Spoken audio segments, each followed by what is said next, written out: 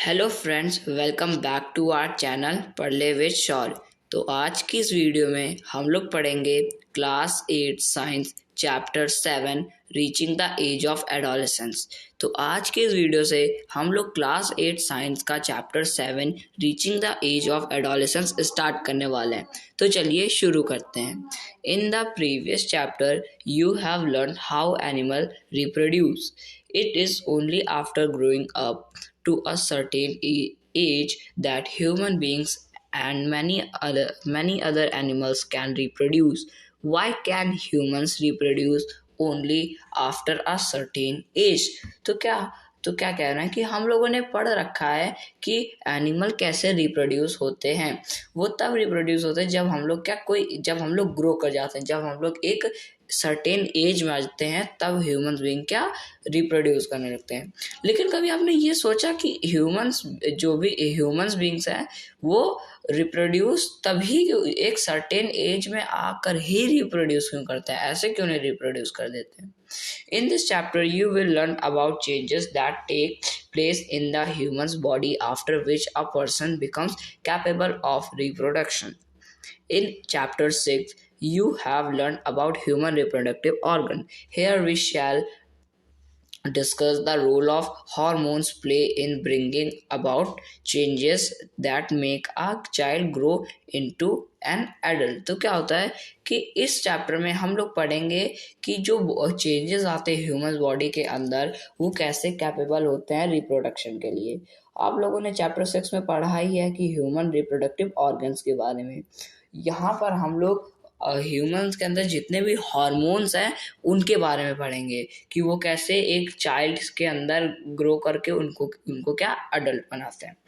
तो फ्रेंड्स, जो हमारा फर्स्ट टॉपिक है वो है एडोलेसेंस एंड प्यूबरिटी। तो इसे भी हम लोग स्टार्ट करते हैं। बूजो was celebrating his 12th birthday after his friends left. After his friends left, Bujo and Paheli began chatting with their parents. Paheli studied in an all-girls school. She started laughing. She remarked that many of Bujo's school friends whom she met after a year had suddenly shot up in height. Some of them were looking very funny with a hairy line above their lips. Her mother explained that the boys had grown up. Growth begins from the day one is born, but upon crossing the age of 10 or 11, there is a sudden spurt in growth which becomes noticeable. The changes taking place in the body are part of growing up. They indicate that you are growing up is a natural process. The period of life when the body undergoes changes leading to reproductive maturity is called adolescence। तो क्या होता है कि बूझो अपना 12th birthday celebrate कर रहा होता है। जैसे उसके फ्रेंड्स जाते हैं तो जो बूझो और पहेली है वो बातें करने लग जाता है अपने पेरेंट्स के साथ।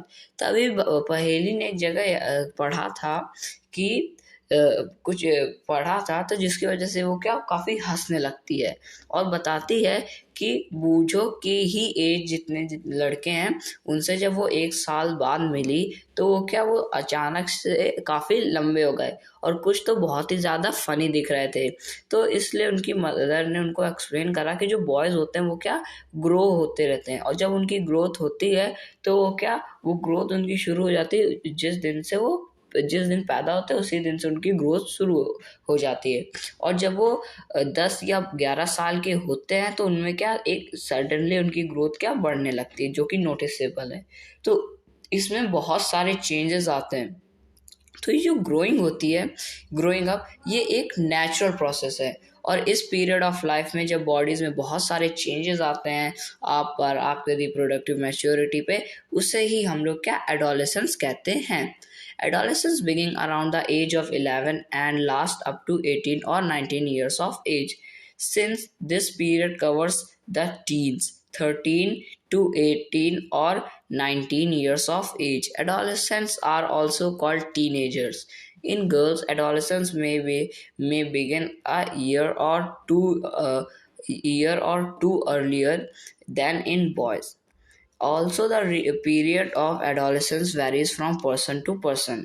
The human body undergoes several changes during adolescence. These changes mark the onset of puberty. The most important change which marks puberty is that boys and girls become capable of reproduction. Puberty ends when an adolescent reaches reproductive maturity. तो क्या होता है कि जो adolescence है वो शुरू हो जाती है 11 साल से और ख़त्म होती है 18 से 19 साल के बीच में। ये जो पीरियड होता है इसमें क्या बहुत सारे कवर्स होते हैं टीन यानी 13 to 18 और 19 ईयर्स ऑफ एज। तो जो एडोलेसेंस होते हैं उनको टीनेजर्स भी कहा जाता है। तो ये जो गर्ल्स होती हैं उनमें जो ये एडोलेसेंस है वो 1-2 साल पहले ही क्या शुरू हो जाती है कंपेयर टू बॉयज़। और ये जो पीरियड होता है एडोलेसेंस का इसमें क्या वेरी करता है पर्सन टू पर्सन। जो ह्यूमन बॉडी है उसमें बहुत सारे सेवरल चेंजेस होते हैं किसमें एडोलेसेंस में। उस चेंजेस को हम लोग क्या प्यूबर्टी भी कहते हैं। तो ये जो मोस्ट इम्पॉर्टेंट चेंज होता है जो कि होता है प्यूबर्टी जिसमें गर्ल्स और बॉय कैपेबल होते हैं रिप्रोडक्शन के लिए। तो जो प्यूबर्टी है वो एंड्स होती है जब एडोलेसेंस रीचेस रिप्रोडक्टिव मैच्योरिटी यानी कि जब रिप्रोडक्टिव मैच्योरिटी हो जाती है तब क्या एडोलेसेंस एंड्स होती है। तो फ्रेंड्स ये जो हमारा टॉपिक था ये तो कंप्लीट हो चुका है। अब जो हमारा नेक्स्ट टॉपिक है वो है चेंजेस एट प्यूबर्टी। तो इसे भी हम लोग स्टार्ट करते हैं। Increase in height. The most conspicuous change during puberty is the sudden increase in height. At this time, the long bones, that is, the bones of the arms and the legs elongate and make a person tall. Sorry.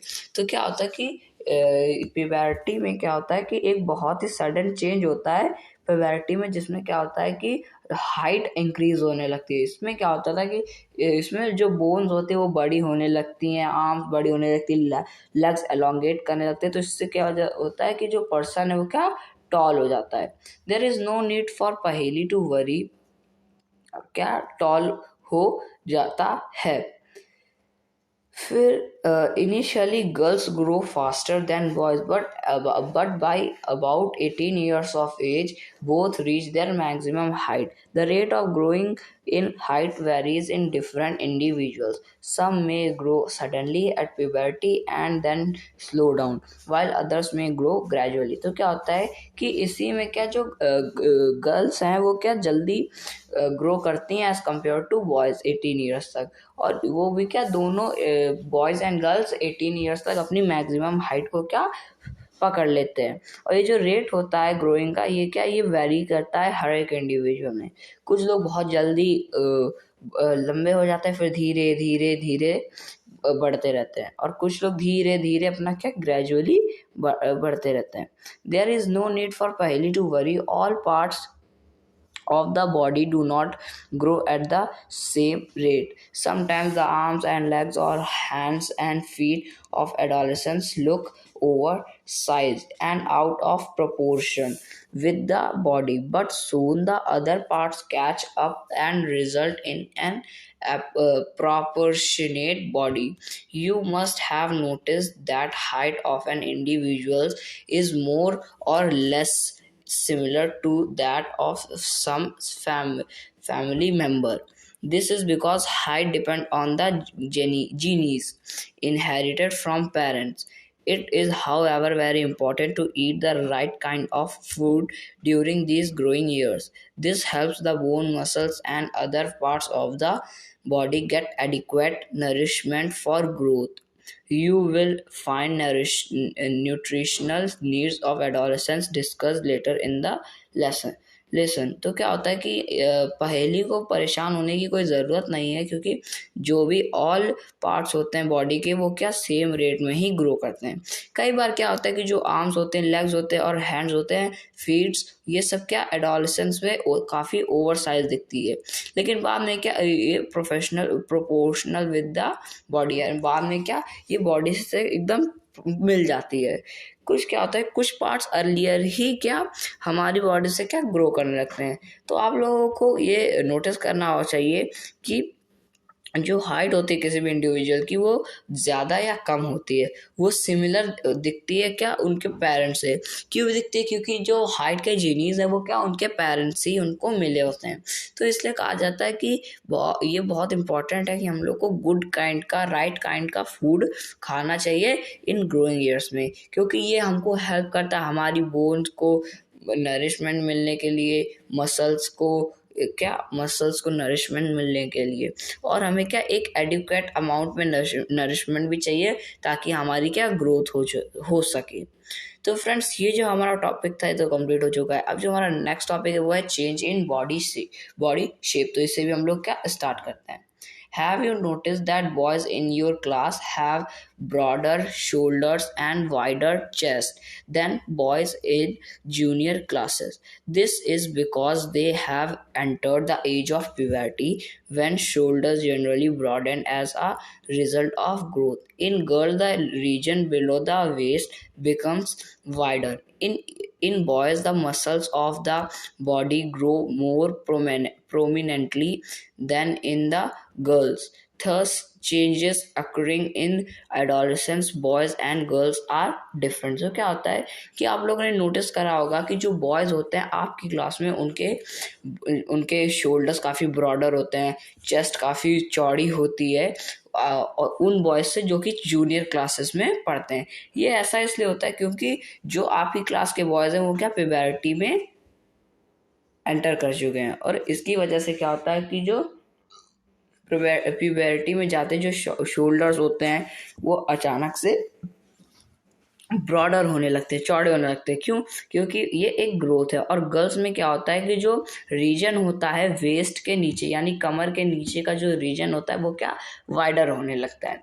In boys the muscles of the body grow prominently than in the girls, there's changes occurring in adolescence, boys and girls are different. तो क्या होता है कि जो muscles होते हैं वो boys में प्रोमिनेंटली ग्रो करती हैं देन इन द गर्ल्स। इसलिए क्या होता है कि जो एडोलसेंस होते हैं उसमें जो बॉयज और गर्ल्स होते हैं वो क्या डिफरेंट होते हैं। तो फ्रेंड्स, ये जो हमारा टॉपिक था ये तो कंप्लीट हो चुका है। अब जो हमारा नेक्स्ट टॉपिक है वो है वॉइस चेंज। तो इससे भी हम लोग स्टार्ट करते हैं। Did you notice that sometimes the voice of some of the boys in your class cracks? At puberty, the voice box or the larynx begins to grow. Boys develop larger voice boxes. The growing voice box in boys can be seen as a protruding part of the throat called Adam's apple. In girls, the larynx is hardly visible from outside because of its small size. Generally, girls have a high pitched voice, whereas boys have a deep voice.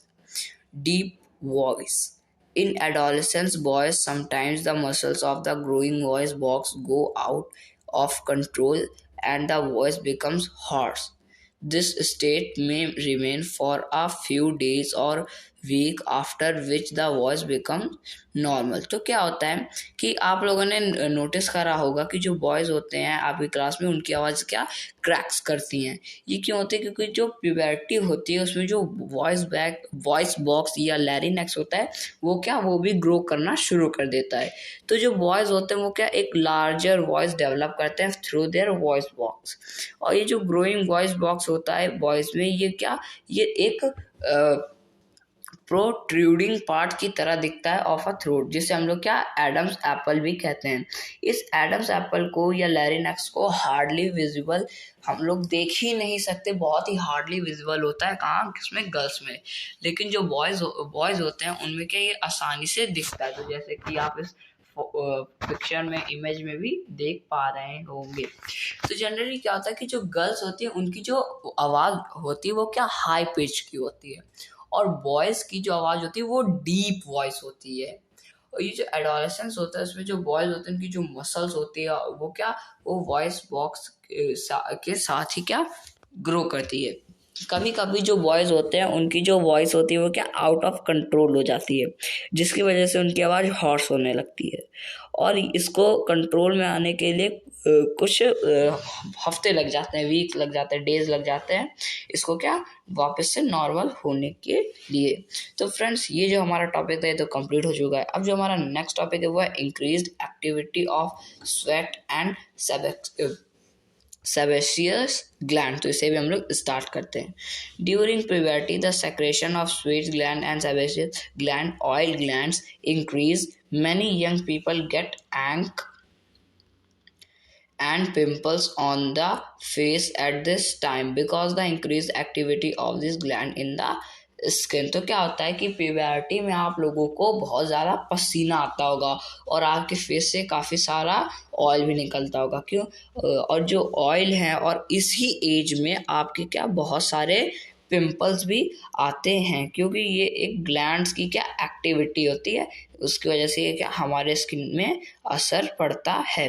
तो friends, ये जो हमारा छोटा सा topic था तो complete हो चुका है। अब जो हमारा नेक्स्ट छोटा सा टॉपिक है वो है डेवलपमेंट ऑफ सेक्स ऑर्गन्स। तो इसे भी हम लोग स्टार्ट करते हैं। Look up figure 6.1 and 6.3 of the previous lesson which show sex organs of humans. At puberty, male sex organs like the testes and penis develop completely. The testes also begin to produce sperm. In girls, the ovaries enlarge and eggs begin to mature. Also, ovaries start releasing mature eggs. तो क्या होता है कि आप लोगों को figure 6.1 and figure 6.3 देखना है प्रीवियस लेसन का, जिसमें सेक्स ऑर्गन दिखाए जा रहे हैं ह्यूमंस के। तो जो प्यूबर्टी होती है उसमें जो मेल सेक्स ऑर्गन होता है जैसे कि टेस्टिस एंड पेनिस, वो क्या कंप्लीटली डेवलप हो चुका होता है। और जो टेस्टिस होते हैं वो क्या स्पर्म को भी क्या प्रोड्यूस करने लगता है। और गर्ल्स में क्या होता है कि जो ओवरीज होती हैं वो भी क्या वो एग्स को क्या मैच्योर करने लगती हैं, और ओवरीज जो होती हैं वो जो मैच्योर एग्स होता है उनको भी क्या रिलीज करने लगती हैं। तो फ्रेंड्स, ये जो हमारा टॉपिक था ये तो कंप्लीट हो चुका है। अब जो हमारा नेक्स्ट टॉपिक है वो है reaching mental, intellectual and emotional maturity. तो इससे भी हम लोग स्टार्ट करते हैं। Adolescence is also a period of change in a person's way of thinking. Adolescents are more independent than before and are also self-conscious. Intellectual development takes place and they tend to spend considerable time thinking. In fact, it is often the time in one's life when the brain has the greatest capacity of learning. Sometimes, however, an adolescent may feel insecure while trying to adjust the changes in the body and mind. But as adolescent learners, you should know that there is no reason to feel insecure. These changes are a natural part of growing life. तो क्या होता है, जो adolescence होता है वो एक period होता है चेंज, जिसमें पर्सन्स की लाइफ में काफ़ी चेंज आता है, उसकी वे ऑफ थिंकिंग में भी काफ़ी चेंज आते हैं। तो जो एडोलेसेंस आते हैं वो बहुत ज़्यादा इंडिपेंडेंट होते हैं इस पीरियड में, और जो उनका इंटेलेक्चुअल डेवलपमेंट होता है वो क्या वो टेक प्लेस करता है कंसिडरेबल थिंकिंग में। इनफैक्ट जो टाइम होता है जो कि ब्रेन मतलब कि इस टाइम में क्या होता है कि जो ब्रेन होता है उसके पास बहुत बड़ी ग्रेटेस्ट कैपेसिटी होती है लर्निंग के लिए। कई बार क्या होता है कि जो एडोलेसेंस होता है वो क्या एडोलेसेंस जो होते हैं यानी कि इस पीरियड में जो होते हैं वो क्या वो अपने आप को काफ़ी इनसिक्योर समझते हैं और एडजस्ट करने को सोचते हैं कि कैसे करें। लेकिन इसमें कोई भी इनसिक्योर होने की बात नहीं है, इसमें कोई भी इनसिक्योर होने का रीज़न नहीं है, क्योंकि ये एक नेचुरल पार्ट है अपनी ग्रोइंग लाइफ का। तो फ्रेंड्स, ये जो हमारा टॉपिक है तो कंप्लीट हो चुका है। अब जो हमारा नेक्स्ट टॉपिक है वो है सेकेंडरी सेक्सुअल कैरेक्टर। तो इससे भी हम लोग स्टार्ट करते हैं। You have learned in chapter 6 that testes and ovaries are the reproductive organs. They produce the gametes, that is sperms and ova. In girls, breasts begin to develop at puberty and boys begin to grow facial hair, that is mustaches and beard. As these features helps to distinguish the male from the female. They are called secondary sexual characters. Boys also develop hair on their chest. In both boys and girls, hairs grows under the arms and in the region above the thighs of the pubic region. तो क्या होता है कि आप लोगों ने chapter 6 में पढ़ा है कि जो टेस्टिस और ओवरीज होते हैं वो क्या रिप्रोडक्टिव ऑर्गन्स होते हैं और वो क्या गैमेट्स प्रोड्यूस करते हैं जो कि होते हैं स्पर्म्स एंड ओवा। गर्ल्स में क्या होता है कि जो ब्रीस्ट होती है वो क्या डेवलप होने लगती है प्यूबर्टी में, और जो बॉयज़ होते हैं उनके फेशियल हेयर भी आने लगते हैं जैसे कि मुस्टैचेस और बियर्ड। और ये जो फीचर्स हैं इसमें डिस्टिंग्विश क्या होता है कि जो मेल होते हैं और फीमेल होते हैं उनको क्या सेकेंडरी सेक्सुअल कैरेक्टर भी कहा जाता है। बॉयज़ की जो चेस्ट है उनमें भी क्या बाल आने लगते हैं। In both boys and girls इनके अंडर आर्म्स में भी क्या बाल आने लगते हैं और जो इनका प्यूबिक रीजन है उसमें भी क्या सब हेयर्स आने लगते हैं। The changes which occur at adolescence are controlled by hormones. Hormones are chemical substances. These are secretion of endocrine glands of endocrine system. The male hormone or testosterone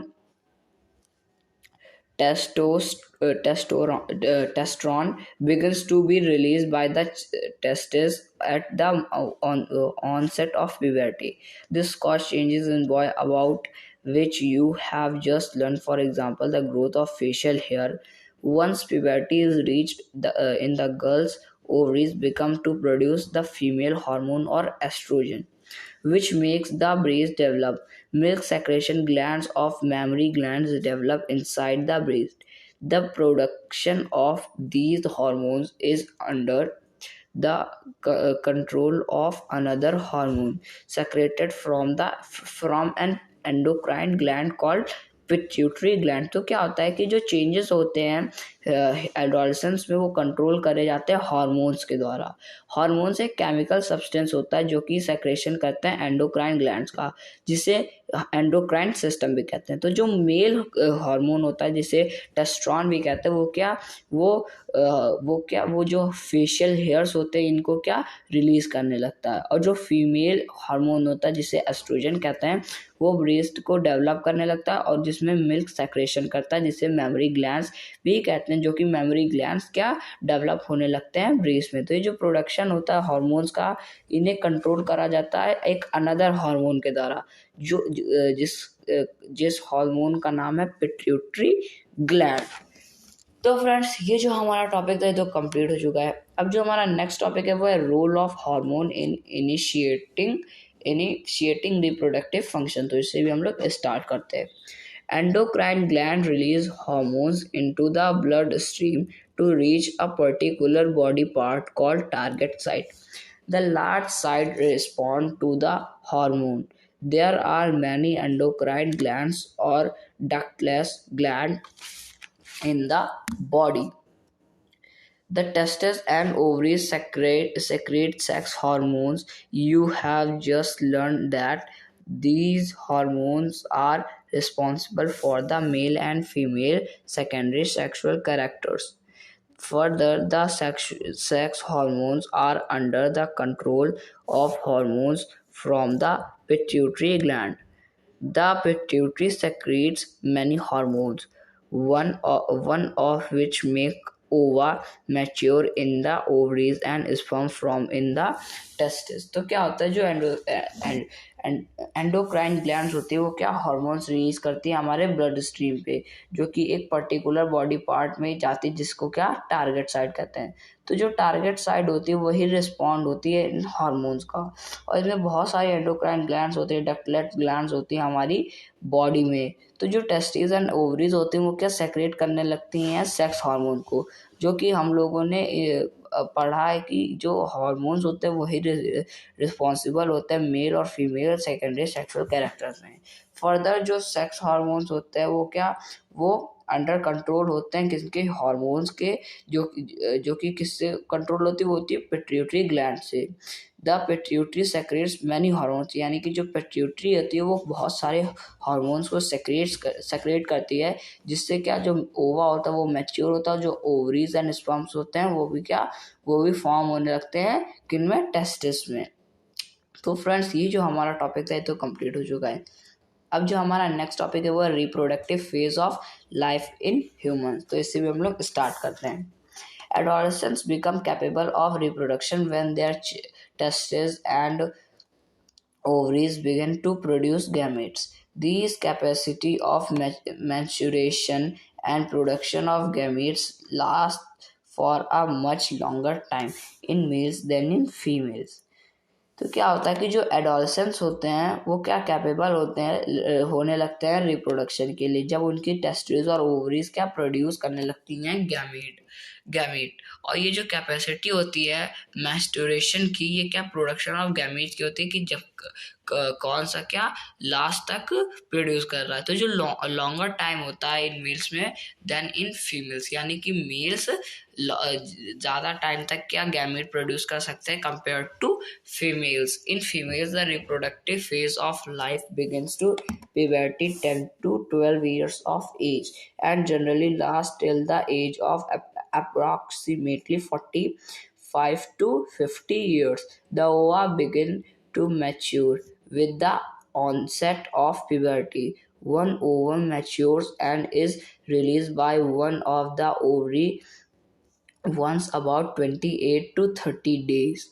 During this period, the wall of the uterus becomes thick so as the receive the egg. In case it is fertilized and begins to develop, this results in pregnancy. If fertilization does not occur, the released egg and the thickened lining of the uterus along with its blood vessels are shed off. This causes bleeding in women, which is called menstruation. Menstruation occurs once in about 28 to 30 days. The first menstrual flow begins at puberty and it termed menarche. At 45 to 50 years of age, the menstrual cycle stoppage of menstruation is termed menopause. Initially, menstrual cycle may be irregular. It takes some time to become regular. तो क्या होता है कि जो females होती हैं वो क्या, इनका जो रिप्रोडक्टिव फेज होता है वो होता है प्यूबर्टी, जब से शुरू होती है 10 से 12 साल के से जब स्टार्ट होती है, और जो आखिरी ख़त्म जब होता है वो होता है वो लगभग 45 से 50 साल के लिए और साल तक। और जो ओवा होता है वो मैच्योर होता है, वो एक वन सेट ऑफ प्यूबर्टी। और जो ओवम होती है वो मैच्योर होने लगती है जब ओवरी रिलीज करने लगते हैं अबाउट टू 28 to 30 डेज। और ड्यूरिंग दिस पीरियड जो वॉल होती है, द वॉल ऑफ यूटेरस, वो हो जाती है थिक, क्योंकि उसने एग रिसीव करा होता है। और इस केस में जो फर्टिलाइजेशन है वो क्या, वो इससे डेवलप होने लगता है और ये क्या प्रेगनेंसी कर देता है।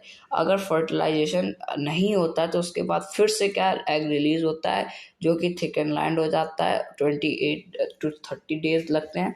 उसके बाद क्या जो ब्लड वेसल्स होते हैं वो क्या शट ऑफ हो जाते हैं, जिससे क्या काफ़ी सारी ब्लीडिंग होती है वुमेन में, जो और इसको क्या मेंस्ट्रुएशन भी कहते हैं। ये मेंस्ट्रुएशन अगर एक बार होता ही 28 से 30 दिन के बीच में, और जो फर्स्ट मेंस्ट्रुअल होता है वो फ्लो करता है प्यूबर्टी, जिसे हम लोग क्या मेनार्क कहते हैं। At 45 to 50 years of age the menstrual cycle जो होती है वो क्या रुक जाती है, और जो स्टॉपेज होता है मेंस्ट्रुएशन का इसे क्या मेनोपॉज कहा जाता है। और जो मेंस्ट्रुअल साइकिल होती है वो भी क्या, वो इरेगुलर होती है। It takes some time to become regular, यानी कि ये कुछ टाइम के लिए क्या रेगुलर होती है, कुछ टाइम के लिए इरेगुलर भी हो जाती है।